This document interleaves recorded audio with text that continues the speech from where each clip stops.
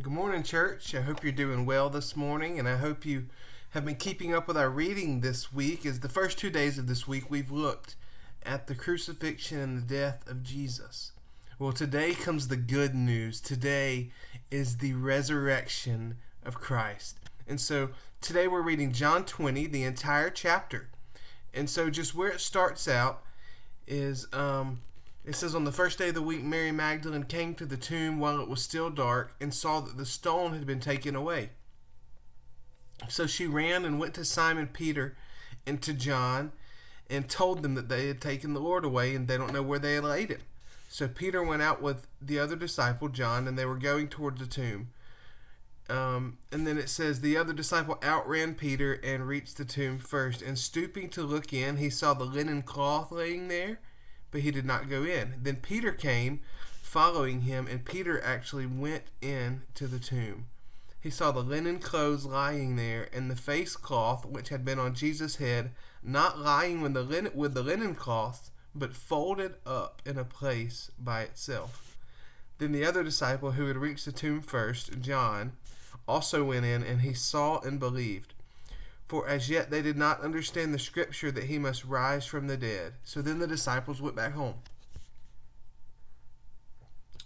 So then, Mary stood weeping outside of the tomb, and as she wept, she stooped to look in the tomb, and she saw two angels dressed in white sitting where the body of Jesus was, one at the head and one at the feet. And they said, "Woman, why are you weeping?" And she said to them, "They have taken away my Lord, and I do not know where they have laid him." Having said this, she turned around and saw Jesus standing there. And Jesus said, "Woman, why are you weeping? Who are you seeking?" Supposing him to be the gardener, Mary said to him, "Sir, if you have carried him away, tell me where you have laid him, and I will take him away." And Jesus said to her, "Mary." She turned and said to him in Aramaic, "Rabboni," which means teacher. Jesus said to her, "Do not cling to me, for I have not yet ascended to the Father, but go to my brothers and say to them, I am ascending to my Father and your Father, to my God and your God." Mary Magdalene went and announced to the disciples, "I have seen the Lord," and that he had said these things to her. So then, that evening of the same day, the first day of the week, the doors being locked where the disciples were for fear of Jews, Jesus came in and stood among them and said, "Peace be with you." And when he said this, he showed them the holes in his hands, and he showed them the hole in his side. And the disciples, it says, were glad when they saw the Lord. And Jesus said again to them, "Peace be with you. As the Father has sent me, even so I am sending you." And so then we go down and we read about Thomas in this story, and he's known as Doubting Thomas. It says, "Now Thomas, one of the 12, called the twin, was not with them when Jesus came." So the other disciples told him that they had seen the Lord, but when he said, "Unless I see his hands, in his hands the mark of the nails, and place my finger into the mark of the nails, and place my hand into his side, I will never believe." So then it says 8 days later, his disciples were inside again, and Thomas was with them. And although the doors were locked, Jesus came and stood among them and said, "Peace be with you." Then he said to Thomas, "Put your finger here and see my hands, and pull out your hand and put it in my side. Do not disbelieve, but believe." Thomas answered him, "My Lord and my God." And Jesus said to him, "Have you believed because you have seen me? Blessed are those who have not seen and yet still have believed."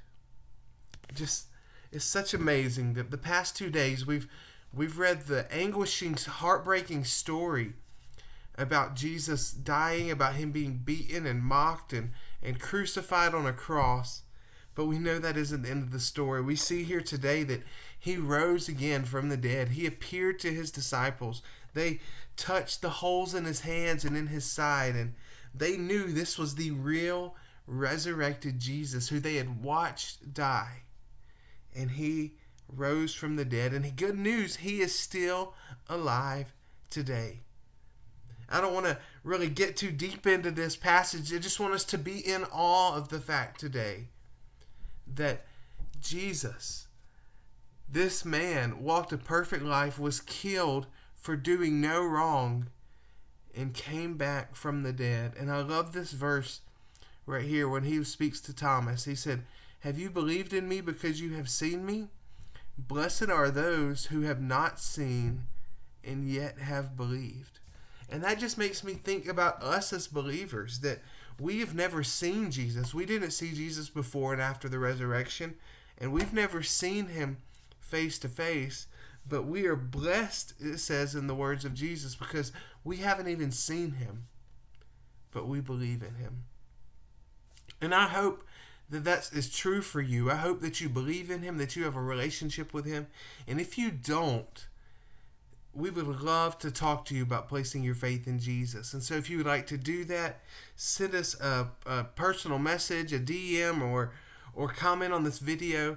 But here we see the gospel. Here we see how Jesus defeated sin and death forever.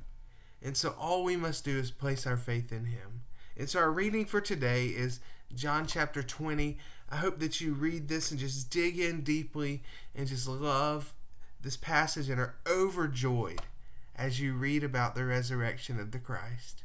I hope you have a wonderful day, and just think about Jesus coming back from the dead. Just keep that in your mind today and see if it doesn't cause you to walk in obedience when we think upon what he has done for us. I love you, church. I can't wait to be with you again tomorrow morning. But until then, I hope that you have a great day, and I will see you tomorrow.